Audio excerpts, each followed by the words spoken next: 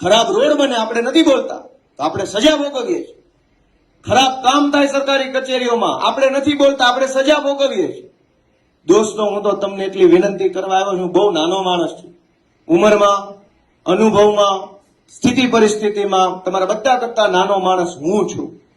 એ વાત અલગ છે કે વિસાવદરની જનતાએ આશીર્વાદ આપીને મારું માન વધાર્યું છે, પણ મારું બેકગ્રાઉન્ડ, મારું જે પરિવાર, મારું જે કાંઈ સ્થળ, બહુ નાનો માણસ. મને બહુ જાજી ન ખબર પડે, પણ મને એટલી ખબર પડે છે કે આપણે આપણા મનને જગાડવાનું છે. આ બહુ આપણે સહન કરીએ છીએ, કેવા બેસીસ તો પાર નથી આવે. એટલા પ્રશ્નો કરી હું ચર્ચા કરી. દરેક માણસ રીબાય છે, રોવાનું બાકી છે, કેમ કે રોતા ભૂંડા લાગી, રોતા કોઈ હારો ન લાગે જાહેરમાં કે હું કંટાળ્યો છું, મને નથી કાંઈ ટેકો મળતો. એટલે માણસ મરવા માટે જીવતો હોય એવું જીવન જીવે છે. આપણે બધાએ ભેગા મળીશું, સાથે હાલીશું, આપણે બધાએ આપણી મનને જગાડીને, આત્મા જગાડીને કામ કરીશું તો ગુજરાતને ભાજપના ભરડામાંથી છોડાવી શકીશું અને એક સારી દિશામાં લઈ જઈ શકીશું. દોસ્તો, હું તમારા બધા પાસે આશા રાખું છું કે માત્ર ચૂંટણી લક્ષી કામ નથી કરવાનું. ચૂંટણીઓ આવશે, જાશે, ઘડીક આ પાર્ટી જીતે, ઘડીક ઓલી પાર્ટી જીતે, ઘડીક ગોપાલભાઈ નેતા, ઘડીક રમેશભાઈ નેતા, એ બધું હાલે, પણ જ્યાં જરૂર પડે, જ્યાં ખોટું થતું હોય ત્યાં બોલવું એ આપણી લાઈફ ટાઈમ ડ્યુટી છે, જીવનભરની જવાબદારી છે. ચૂંટણી હોય કે ન હોય, બોલવું એ આપણી જવાબદારી, આપણી નોકરી છે.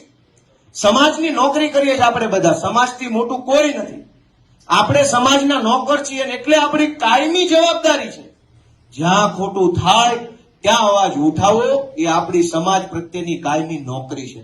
ચૂંટણી જે હોય તે, જે જીતે, જે હારે, ઘડીકા એવું નથી. ચૂંટણી હોય તો જ બોલવું, ચૂંટણી સિવાય પણ બોલતા શીખો, અવાજ ઉઠાવો. જીવનમાં પહેલી વાર બોલશો, પહેલી વાર અવાજ ઉઠાવશો તો કેટલાક નબળા તત્વો તમને દબાવવા, ધમકાવવાની કોશિશ કરશે, પણ એને ગાંઠશો નહીં.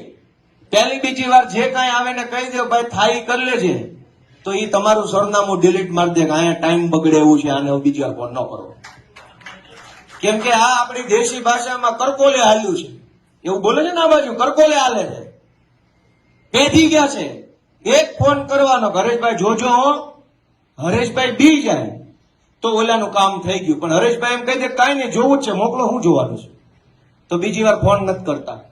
ભાજપ જેટલા કાયર માણસો, ભાજપ જેટલા ડરપોક માણસો, ભાજપ જેટલા એકદમ નકામા માણસો દુનિયામાં ક્યાંય મેં નથી જોયા દોસ્તો. એટલા કાયર માણસો છે.